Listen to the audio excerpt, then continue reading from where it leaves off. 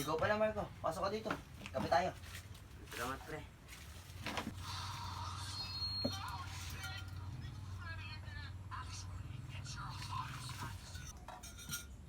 Salamat, pare.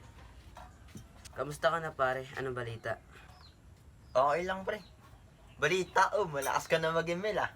Wala yun. Ako pa ba?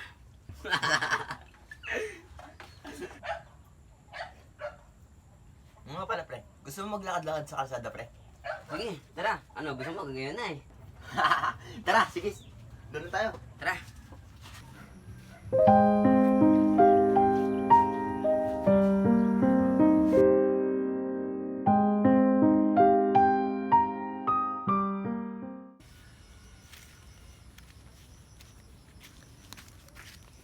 Hoy!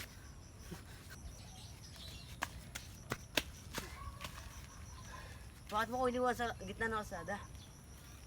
Pasensya na, pre. May nakita ko siya akong dagat. Akala ko dagat, hindi pala. Ayst.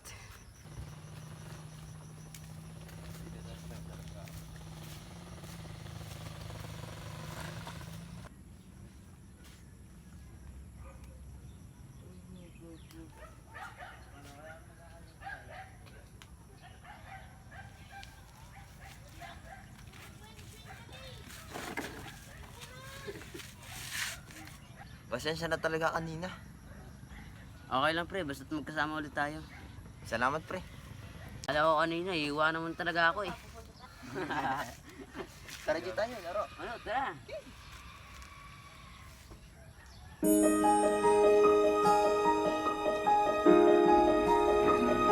Sa kabila ng mga pagsubok, nagtutulungan sila upang maabot ang kanilang pangarap.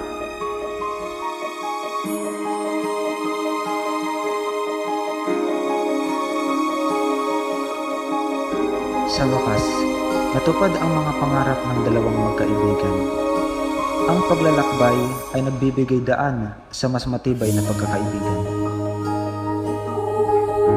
Sa bawat paglalakbay, natutunan natin ang halaga ng tunay na pagkakaibigan. Hanggang sa susunod na paglalakbay ng buhay.